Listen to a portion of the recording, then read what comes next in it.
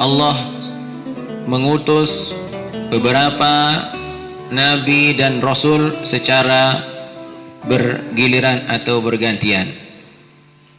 Mulai dari Nabi Nuh alaihi salatu wassalam diutus ke muka bumi ini dengan umur beliau yang sangat panjang, yaitu 1050 tahun.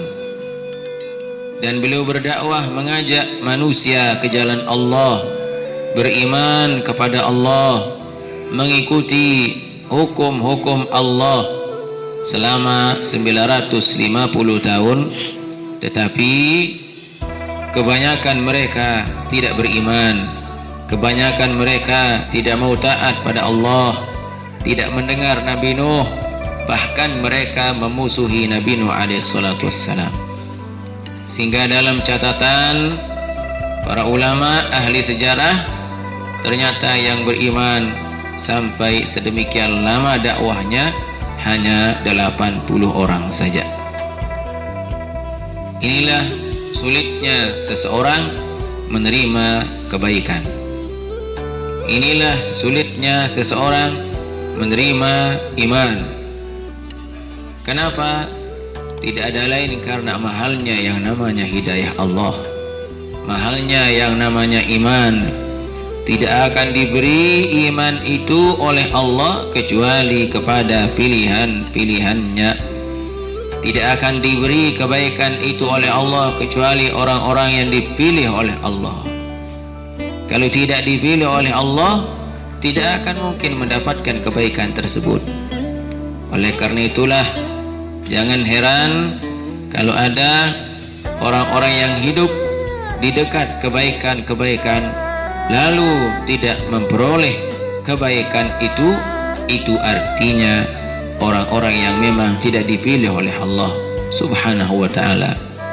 Di atas bumi ini sekian miliar penduduk manusia, tetapi yang beriman hanya beberapa saja. Masih lebih banyak orang kafir dari orang-orang yang beriman. Sejarah sudah membuktikan sekian nabi, sekian rasul sudah diutus oleh Allah. Bukan puluhan tetapi ribuan. Dari nabi sasampun tutus sida Allah Subhanahu wa ta'ala ke muka bumi ini sebanyak 124.000 nabi. Itu yang sudah diutus oleh Allah, 124.000 nabi. Bukan jumlah yang sedikit. Bayangkan 124.000 nabi sudah diutus oleh Allah. Tetapi ternyata kebanyakan nabi-nabi itu ditentang dan dilawan. Hanya sebagian kecil yang menerima dakwah mereka. Apa sebabnya? Tidak ada lain adalah hidayah Allah. Orang-orang yang menerima dakwah Nabi, dakwah Rasul dahulu adalah pilihan-pilihan Allah yang diridhai oleh Allah. Kalau tidak diridhai oleh Allah, tidak akan mungkin. Jamaah sekalian rahimakumullah, kalau orang yang sudah diridhai oleh Allah, diberikan kebaikan oleh Allah, maka dia akan selalu berusaha mencari kebaikan itu di mana saja dia berada, dekat ataupun jauh. Dia akan selalu mencari kebaikan itu, dia akan mencari ridha Allah itu.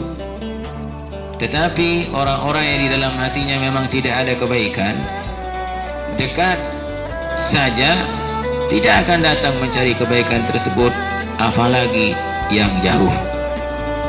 Subhanallah. Nah, inilah mahalnya hidayah Allah, mahalnya iman dari Allah. Makanya orang-orang yang sudah digerakkan hatinya oleh Allah, yang sudah ditaruh iman oleh Allah dalam hatinya, harus dia bersyukur 1000, 2000, 3000, 5000 kali atas iman dan hidayah Allah tersebut. Enggak dan syukuri dengan sesungguhnya, yaitu imannya kepada Allah. Detik-detiknya, nafas-nafasnya adalah detik dan napas syukur pada Allah. Ya jari jamaah sekalian rahimakumullah, ayat demi ayat kita baca menggambarkan begitu berat yang namanya dakwah dan begitu sulit seseorang menerima kebaikan dan dakwahnya para nabi. Tidak akan menerima dakwah nabi, tidak akan menerima kebaikan kecuali orang-orang yang sudah dikendaki dan diridhai oleh Allah.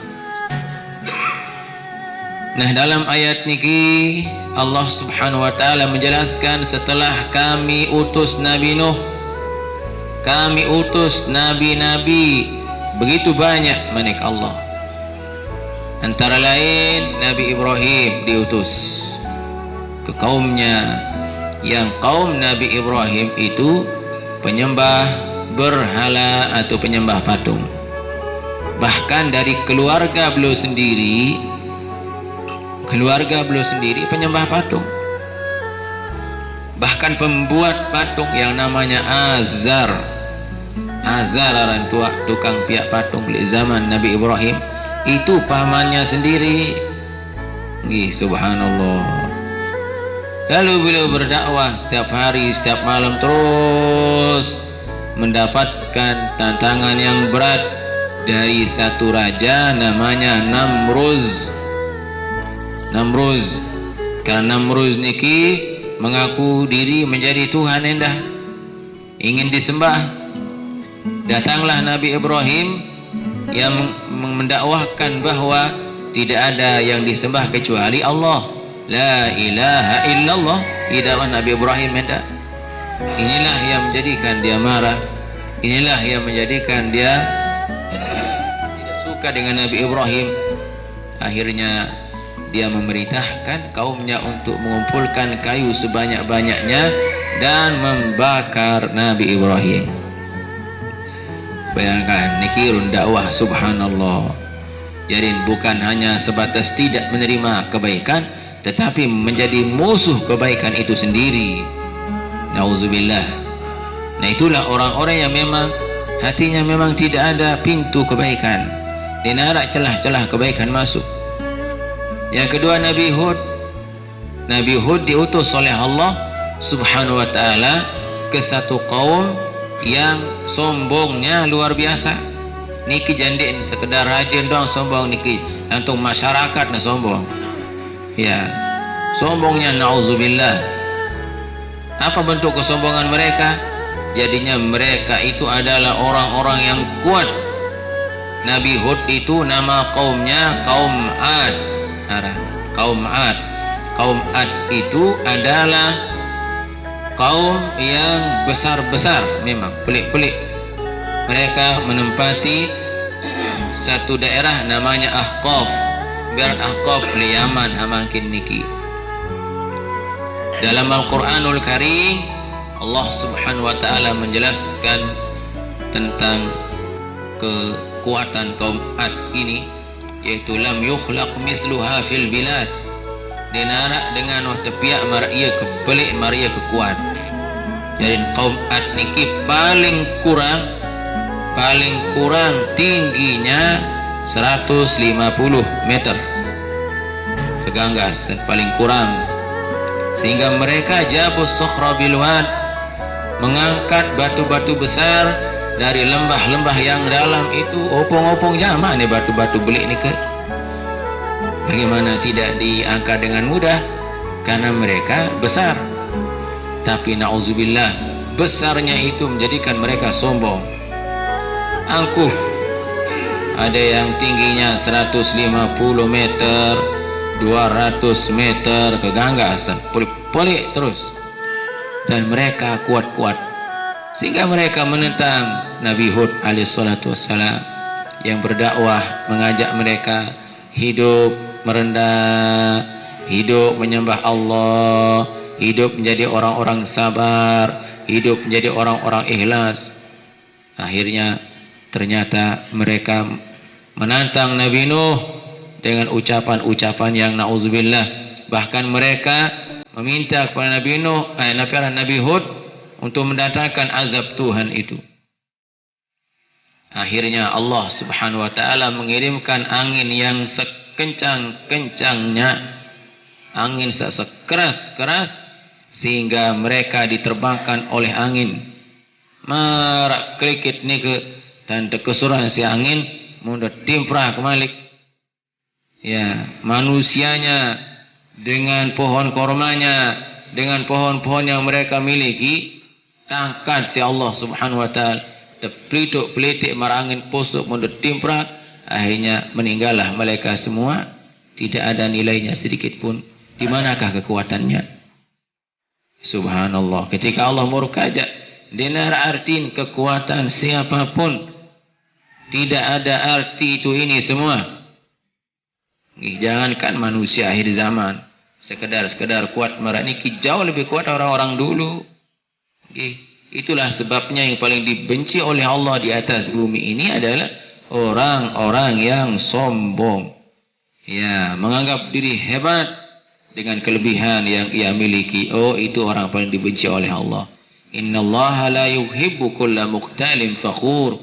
Allah Subhanahu wa taala sangat benci dan tidak redha kepada orang-orang yang hidup sombong di atas bumi ini. Ya, jadi kaum Ad niki, ya Allah, paling sombong di dunia ini. Tidak pernah manusia diciptakan seperti mereka, besar dan kuatnya. Diajak oleh Nabi Hud era Nabi dan mati. Subhanallah. Nabi Hud ni ke makamnya atau kuburnya masih terpelihara di Yaman, sehingga penduduk Yaman setiap bulan Sya'ban cerita mengadakan ziarah ke kubur Nabi Hud alaihi salatu wassalam. Kemudian